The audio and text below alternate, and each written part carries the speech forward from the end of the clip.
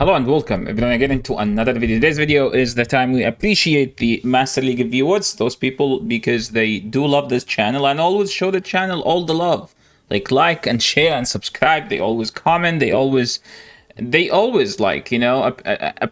the content. So I always appreciate them and make more content for them. So in today's video, we're gonna talk about the new league that is hitting the next rotation, which is the Master Mega version, the Mega Master. Call it whatever you want. I call it the best league in the entire game. Why? There are so many good options that you could use here. As an example, if we take a look at PvP, Mega Gyarados, free to play, magic carb is everywhere. All you need is a hundo and then Mega Energy, and then you have the best Pokemon in the entire league. So no excuses, right? Now you might be like, oh, what about the second one, Mega Groudon? I mean, Groudon has been in the game since 2009 or something, right? I remember last time, I think I was in mid school when Groudon was around in the game.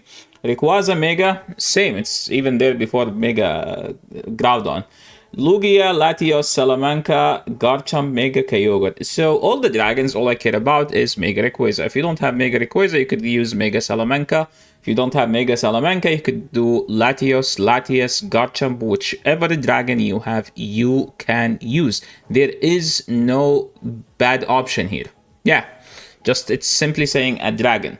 And then there is Mega Primal Kyogre, which is the Pokemon that destroys everything in this league. So if you're not a dragon, you're gonna get destroyed by Kyogre, and this thing is no joke.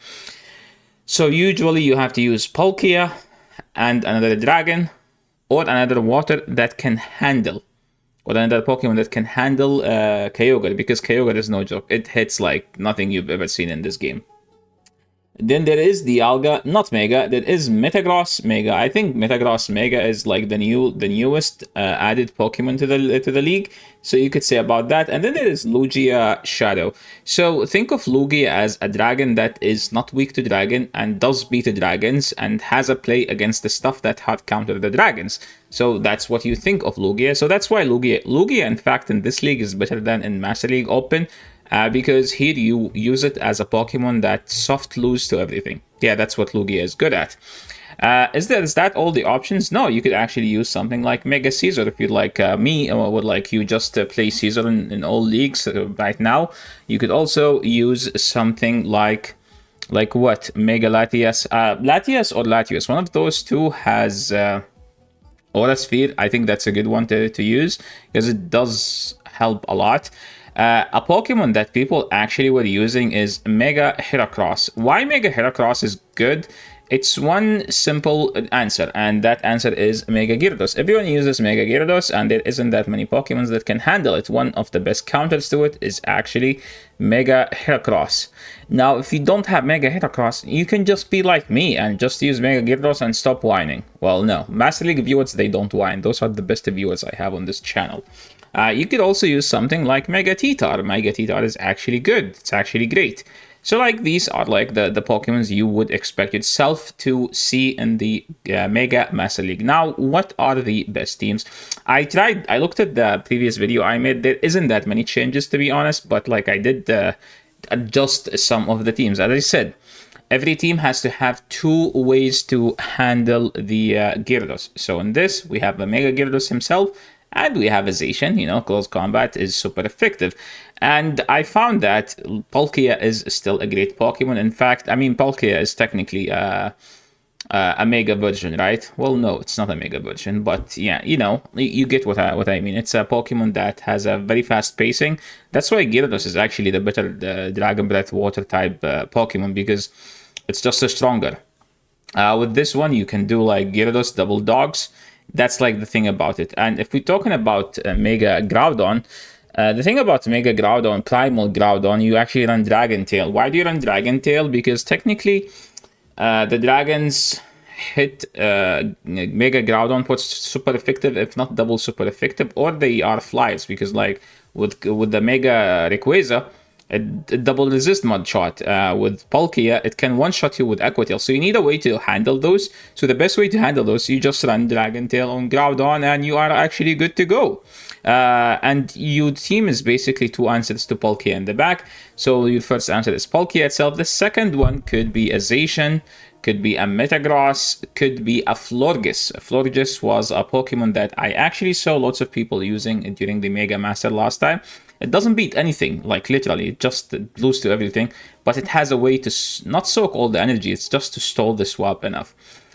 Speaking of Mega Rayquaza is basically, you think of it as a Palkia, slightly better. It does beat Palkia, destroy Palkia in effect. So you use it with things like, you know, dogs, Zacian, Zamazenta, and the dragons.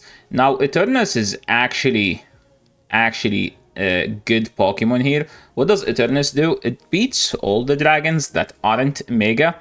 Like a Black Huram, you can Dragon Tail it all the way down. They only get to one move. Palkia, you can Dragon Tail it all the way down. They only get to one move. So you shield and just farm them all the way down.